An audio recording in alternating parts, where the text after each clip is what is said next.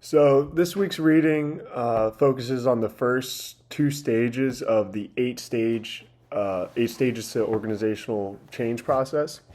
And those two stages are developing a sense of urgency, and stage two, which is creating a guiding coalition. So this video, we're just going to be discussing those two, and going into that.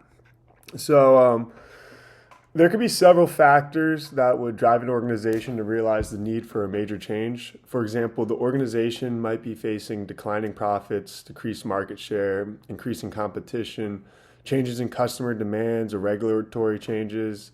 There's many other things that could also be going on. um, Additionally, a shift in the industry landscape or the emergence of new technologies could also create a sense of urgency for change. You see this sometimes with a lot of tech companies like Apple and Microsoft. They were able to really, blow up in the 80s and 90s just because of new technologies created. So once an organization realizes the need for change, they may decide to adopt the Kotter process because it offers a structured and proven approach to managing change. The Kotter process involves 8 stages, which provide a roadmap for organizational change that has been tested and refined over the years. By following this process, organizations can increase the likelihood of success and minimize the risks associated with change. As an organizational leader, I would plan to accomplish the first 2 stages of the Kotter process in the following ways. So with stage one, developing a sense of urgency. In this stage, the goal is to create a compelling reason for change, for people to want to change. And then we would have to communicate it effectively to all stakeholders or coworkers of a business.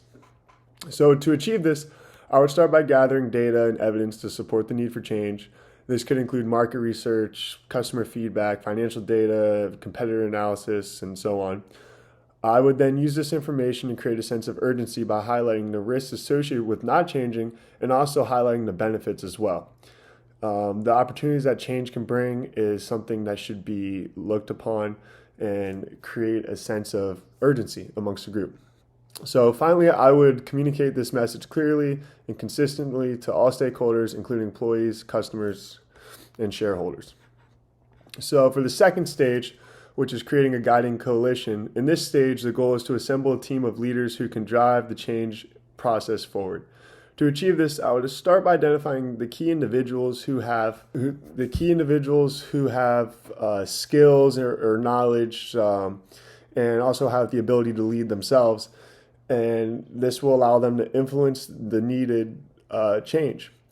I would then work with these individuals to create a shared vision for the change, as well as plan for how to achieve it. This guiding coalition should be diverse and inclusive. It should include many individuals, just so people of all walks of life can, enjoy it. Finally, I would ensure that this coalition is empowered to lead the change process and has necessary resources to do so. In summary, to accomplish the first 2 stages of the Kotter process, an organizational leader should focus on creating a sense of urgency and assembling a strong guiding coalition. This involves gathering data and evidence to support the need for change, communicating this message effectively, and identifying and empowering key leaders who can drive the change process forward. So with stage two, one of the most important parts is identifying the key stakeholders in the organization, and tell them how they could be affected by this change. Another key part of stage two is determine the scope of the coalition that we're trying to assemble. This is extremely important because it varies based on the size and complexity of the organization.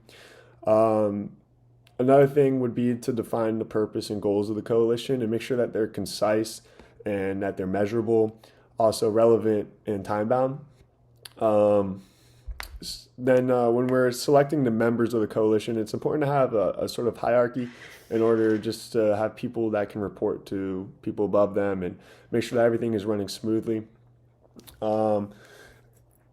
We should also, communicate the visions and goals. This is the most important thing for all stakeholders This involves creating a clear and compelling message that explains why the change is necessary and what the goals are and how they will be achieved.